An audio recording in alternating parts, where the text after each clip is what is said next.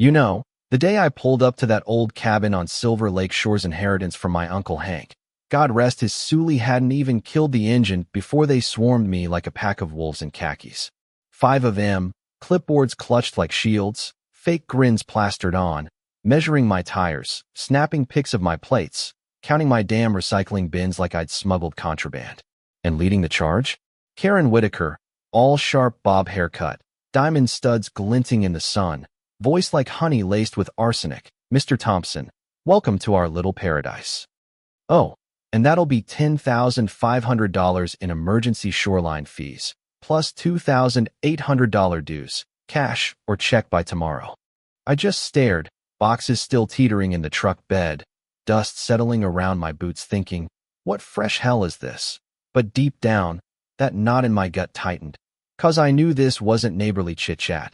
This was a straight-up ambush, her eyes gleaming with that power-hungry spark, like she'd sized me up as easy prey before I even stepped foot on the gravel.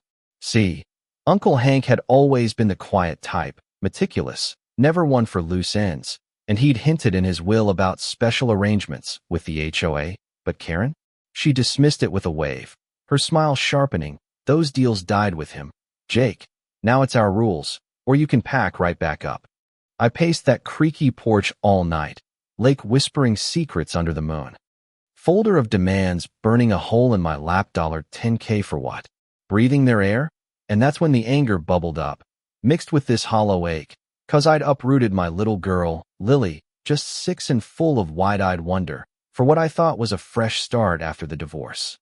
But by 2 a.m., flashlight in hand, I rummaged the basement musty shelves, old fishing gear, and there it was, a locked cabinet with Hank's scrawl. Jake, if they come sniffing, use your anniversary file for the storm. Click went the lock, and out spilled the gold mine. Leases, dozens, every dock on that lake rented from Hank's property line, signatures from half the neighborhood, including Karen's for her fancy triple slip monstrosity, 3 years delinquent. Math hit me like a gut punch. Over $90,000 a year in back rent owed to me now, and suddenly, that shakedown felt personal, rooted in her greed to control the water Hank had quietly lorded over, her real estate side hustle eyeing expansions that my docks could sink. She struck harder the next morning, flyers everywhere, accusing me of plotting industrial chaos on their pristine shores, neighbors shooting side eyes, one yanking her kid away when Lily waved hello.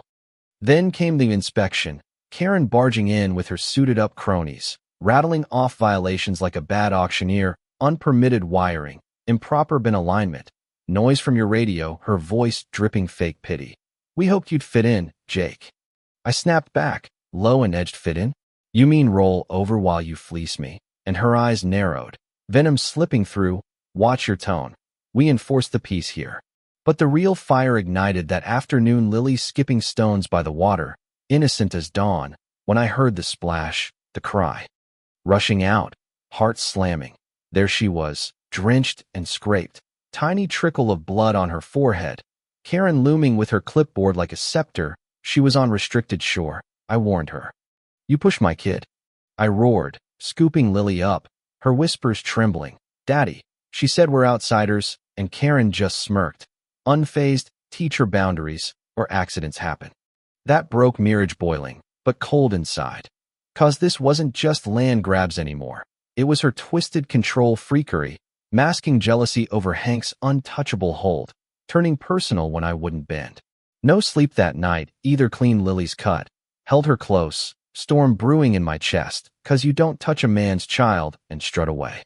Hank's journal mentioned a watchdog in the boathouse, so I slipped in, whistled sharp twice low, and the water stirred. Brutus, 9 feet of leathery muscle, Hank's trained gator, eyes like polished stones. Trained, not feral. Hank's quirky legacy from his Florida days. Waited till dusk, Karen parading back with her lackeys, pointing at my dock, might need demolishing too, and I whistled 3 bursts. Water exploded. Brutus surged, clamped her skirt, yanked her knee-deep into muck, her screams piercing. Get it off. Oh God, lackeys frozen, camera tumbling. She scrambled out, mascara streaked, blouse ruined, spitting fury.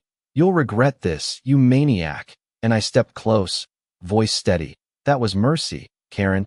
Next time, he bites. Humiliation hit her hard, but she doubled down sheriffs at dawn with bogus trespass claims. EPA sniffing for dumping. Code enforcers nitpicking my grill, each one dismissed with a sigh. Someone's got it out for you.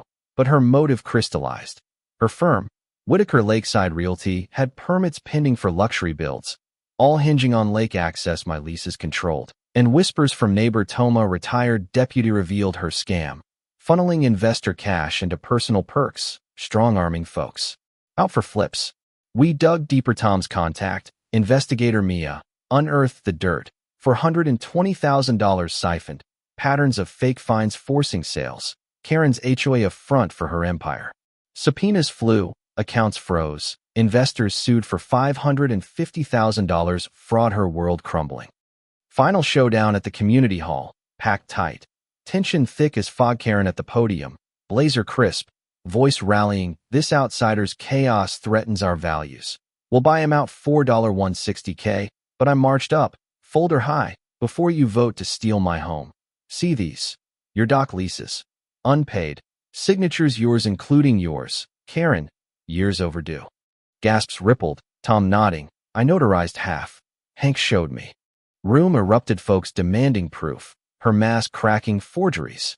Lies. But as agents burst in, cuffs clicking, Karen Whitaker, wire fraud, conspiracy, she wailed, pearls scattering, he ruined me. This isn't fair, dragged out amid boos, victims like old Mrs. Ellis sharing her tale. You cited my garden party, forced us out cheap, bought via shell company. Power flipped, Lake exhaling. 2 years on, Karen's rotting in federal pen, 3-year stint, folding linens. Ethics classes, irony thicker, license yanked. Firm dissolved, $580,000 repaid, but scars linger. I renegotiated docs fair $200 yearly, transparent, no more fear. HOA's reborn, neighbors nod hello, Lily skips stones fearless, Brutus lurking as legend. But man, sitting porch side, folder faded, I wonder what if I'd paid up, slunk away? Would her rot spread? Greed like hers, born from entitlement. Thinking rules bend for queens, but truth? It waits, strikes when backed by guts. Yet, was I right unleashing Brutus? Vigilante justice or desperate defense? Kinda blurs lines, pushing back against bullies, but at what cost? Tell me in comments. Ever faced a Karen type steamrolling your life? Did you fight or fold? Share your stories, right, wrong, that gray area where justice feels raw.